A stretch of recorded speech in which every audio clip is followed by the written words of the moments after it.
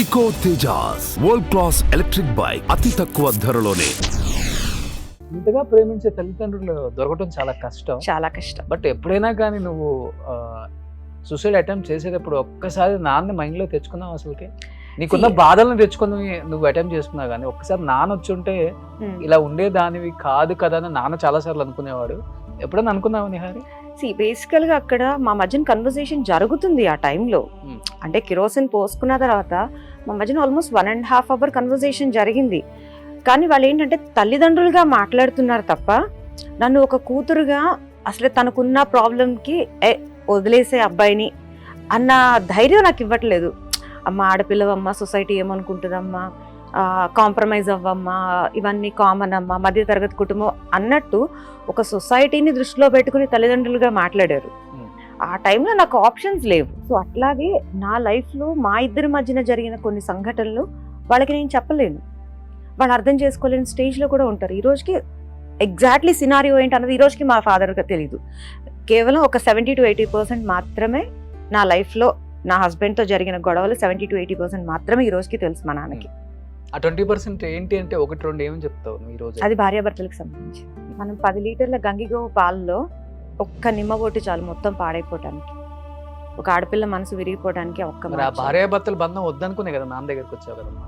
వచ్చాను చెప్పాలి కదా ఆ రోజు నువ్వు. కానీ అలాంటి భార్యాభర్తల మధ్య ఏ కూతురు ఇట్లాంటి విషయాలు తల్లికి కూడా చెప్పుకోలేని సంఘటనలు నేను ఫేస్ చేశాను.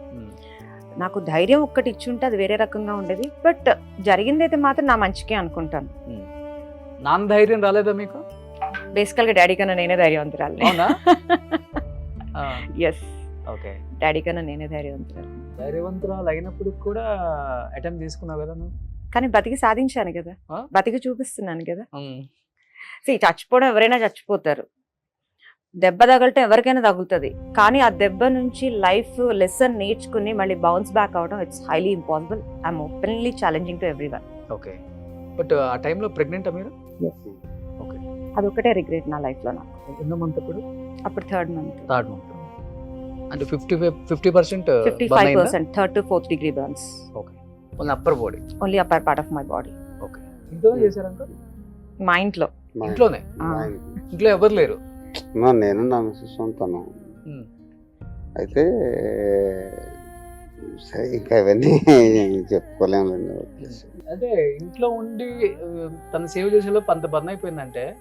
అంటే తను పోసుకున్న తర్వాత కాటన్ బట్టలు, నైట్ డ్రెస్, మేము ఊహించింది ఏంటంటే పోసుకుంది, మనం ఏదో డిస్కషన్ పెట్టాము అంటుంది, కాసేపు అంటుంది, మనం ఏదో గొడవ చేస్తున్నాం, అట్లా కాదు ఎట్లా కన్నాం. కానీ నాకు థాట్ రాలేదు. వాటర్ పోసేసినట్టే తర్వాత ఏం జరిగేది అనేది అసలు నాకు థాట్ రాలేదు. ఓకే, పోసాము, పోసింది అలా ఉంది, అలాగే ఉండిపోయింది.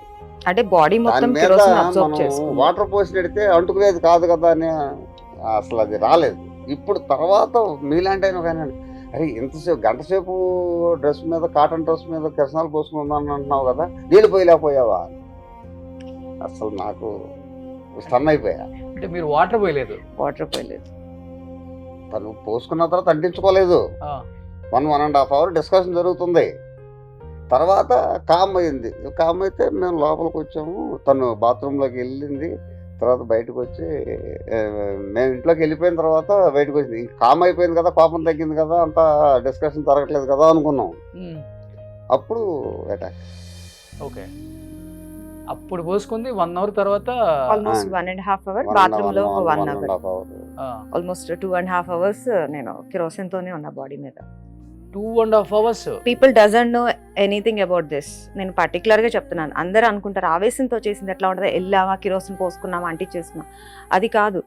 నేను ఫ్యూచర్లో వచ్చే సర్కమ్స్టేషన్స్ ఏంటది, అసలు నాకు నా ఫ్యూచర్ ఎట్లా ఉంటుంది, బేబీ ఎట్లా ఉంటుంది, ఒకవేళ అబ్బాయిని వదిలేసి వస్తే సొసైటీలో నేను ఎలాంటి ప్రాబ్లమ్స్ ఫేస్ చేయాలి, each and every pin point నేను ఆలోచించాను. ఓకే, సో ఈరోజు నేను క్వశ్చన్ అడుగుతున్నాను.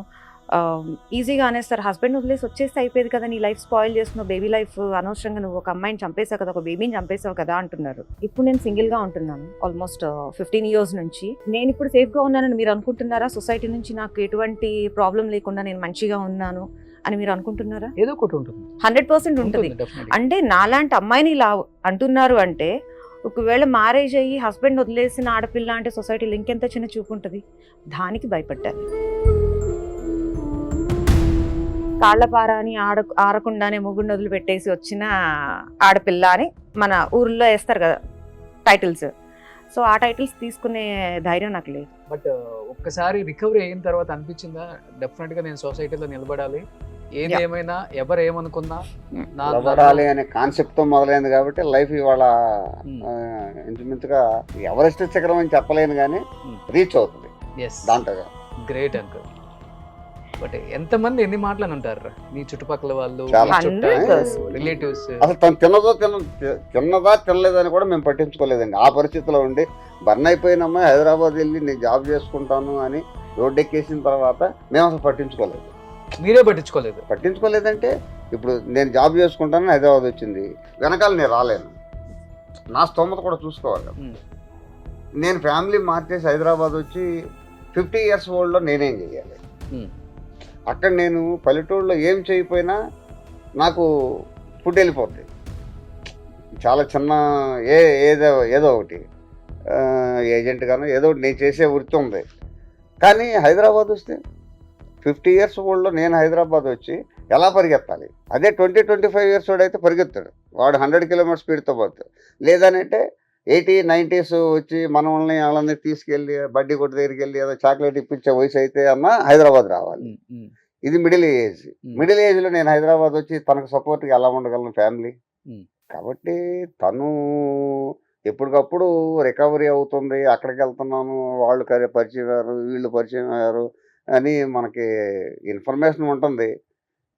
కాస్త జర్మనీ వెళ్ళి వచ్చిన తర్వాత ఎలాంటి ధైర్యం వచ్చిందో ఇంకా రోజు రోజుకి నాకు కూడా ఇక దాని గురించి మనం పెద్దగా పట్టించుకో అవసరం లేదు, బతికేస్తుంది ఇంకా బతికేస్తుంది.